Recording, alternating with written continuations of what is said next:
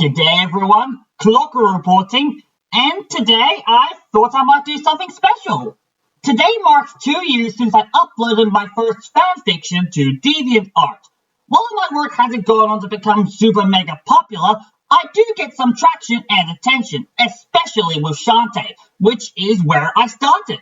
In fact, it's the one project I feel the most attached to out of everything I've done on DevinatArt.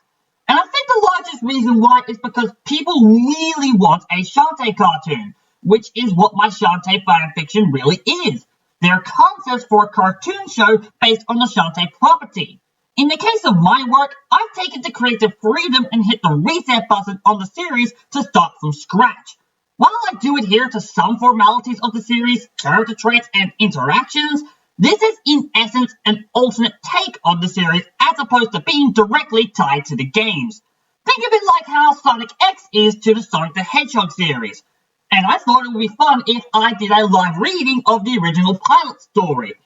Now, a few things before we dive in. I'm obviously not going to get through everything right now, but if you guys want me to read the rest, just say the word and I will. Next, I do mean this as a pilot. It's a framework for which the structure of the characters and the world is to be based on, so it's best to be treated as a proof of concept as I read it out loud. Also, while the only audio will be my voice, if for whatever reason you want to watch this video, I will have some Shantae Half-Genie hero gameplay going on in the background. And finally, I'll try my best to distinguish character voices, but if you ever get lost as to who I am talking as, just activate the closed captions and they'll tell you who is talking at what time. Okay, let's start reading.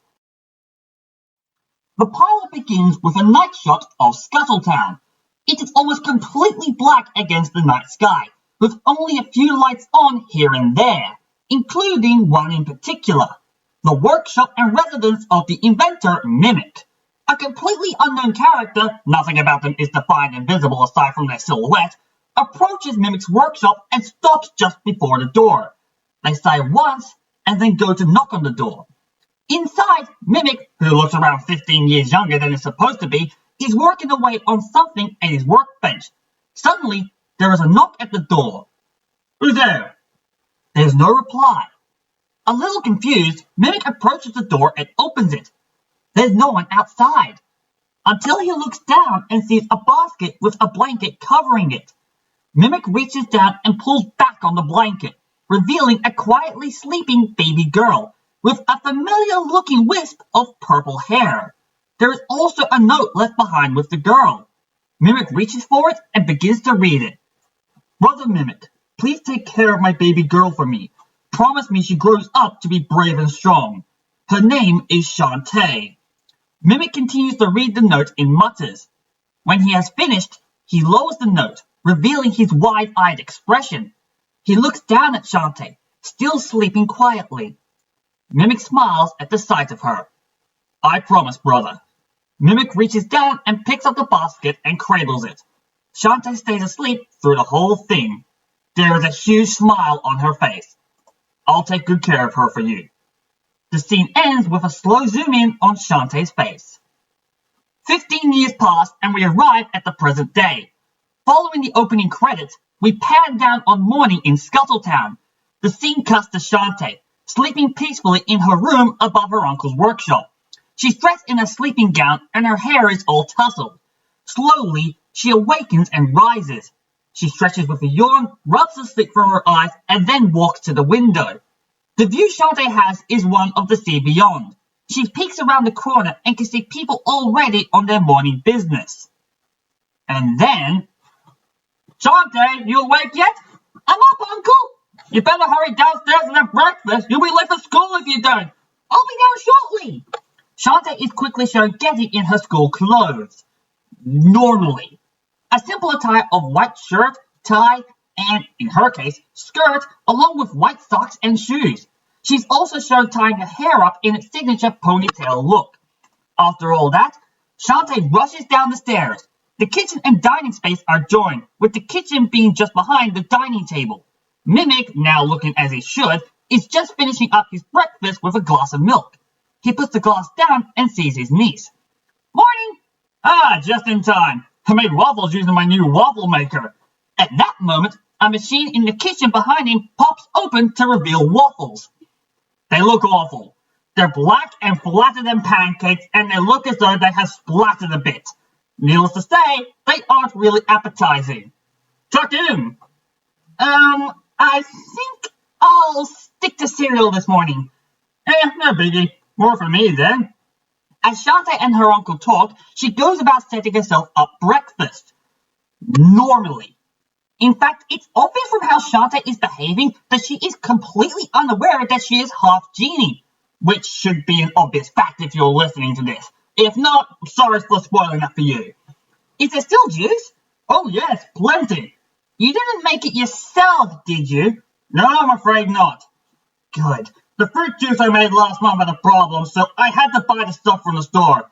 But hey, what else can you do? Exactly?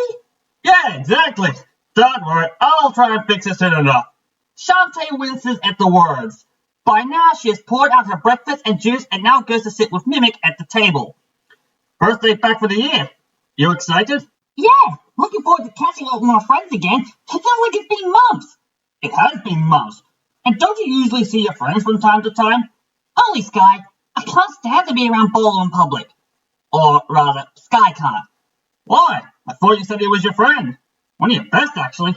Oh, he is. Great guy. I just don't want people to think we're dating is all. I wouldn't worry about that if I were you. A guy like him wouldn't be able to steal your heart. And sadly, you're right. When he's not hanging out with me and Sky, he's usually trying to suck up to every other girl he meets that isn't us. Well, at least you can rely on him as a friend. Yeah, you're right. Well, I should probably finish up and get going. I got a good feeling about this year. Why's that? I'm not sure. Maybe it's what they call a woman's instinct. I am nearing that age after all. As Shantae digs into the last of her breakfast, Mimic begins to think. And think deep. The scene jumps to a few moments later. Shantae is running to school, stopping by her best friend, Sky, at her hatchery. Sky, you coming? Coming, won't be a minute. Well, hurry, we're going to be late for the first day back. As soon as Shantae finishes what she was saying, Sky walks out dressed in pretty much the same attire as Shantae, except tying her hair up with her scarf in the way that is familiar to everyone. Ready? Sky runs up to Shantae, and the two quickly trade a secret handshake between them. Seen Bolo? He's usually there ahead of us. Come on! The pair run off to school together. When they arrive, sure enough, Bolo is standing outside waiting for them, dressed in the same attire, except wearing shorts instead of a skirt. When he sees them arriving, he turns and quickly waves them down. The girls quickly return the wave and stop before him. Just in time, I was worried you girls were going to be late. Never good for the first day back. Sorry, I had to take care of Wrench. He's been a bit off lately. Isn't Wrench usually a bit offer than usual? I think he's coming down with something. Well, we better hurry to our classes. We'll all be in trouble if we're late. The three of them head for the school gate. Sky and Bolo run off to their classes, but Shantae stops when she sees one of her shoelaces has come undone. Just as she has finished tying the lace back up again, hey! A new voice from behind her redirects her attention back to the gate. Shantae turns around and sees an unfamiliar person. A girl in the girls' school uniform, completely green with rotting flesh in places. In fact, she's pretty much a zombie. She's stuck on the other side of the gate, which has just been shut. Roddy Tops. Or just Roddy for short in this case. When Roddy sees Shantae's face, she appears shocked and then tries to hide herself and not make eye contact with Shantae. A bit confused, Shantae walks up to the gate and looks at the new girl. Hey, you okay? Just open the gate for me, please. Sure. Shantae opens the gate for Roddy. You knew before Shantae could finish what she was saying, Roddy rushes past her at rapid pace, continually hiding herself from Shantae. In fact, from everyone. Here? Shantae shuts the gate and stares at Roddy as she runs away. What was that about? The scene then cuts to Sky running into her classroom. Many of the students are already at their tables. Only 2 seats are vacant, one for Sky and one for a currently unknown person. There's also one more person in the room. Miss Sky? Mr. Dakic! I'll speak to you later, young lady. Have a seat. Sky gulps and takes a seat. Now, since we have all arrived, perhaps I can now introduce you all to our newest classmate joining us this year. Class, please welcome Miss Rotty-Tops. Roddy tentatively walks into the room.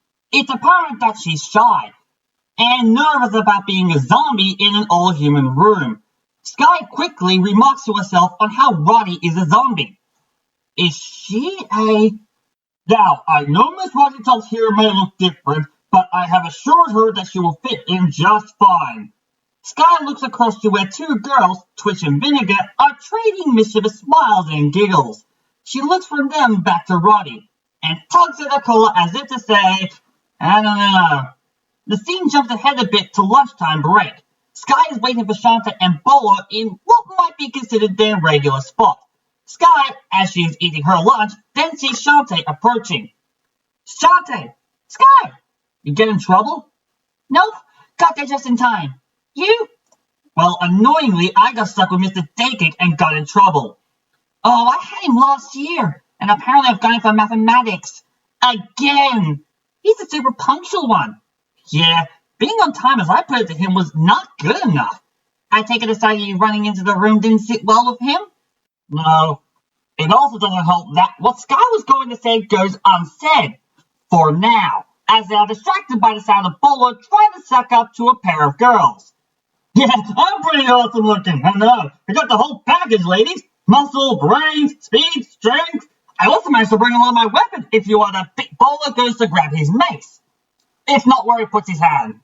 He then realizes, as staying in his macho character, I don't have my mace, but the girls have already walked off.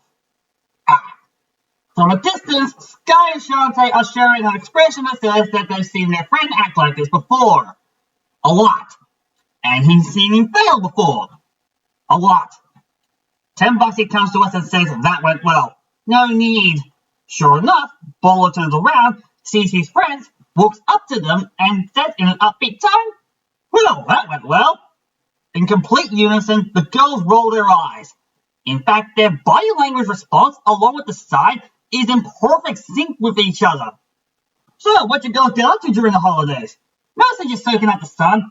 I'll do anything to get out of helping my uncle on his crazy inventions. He's still at it? He's been going at it before I was born. Most of the stuff is just useless and or dangerous junk anyway. I'm just too afraid to break it to him.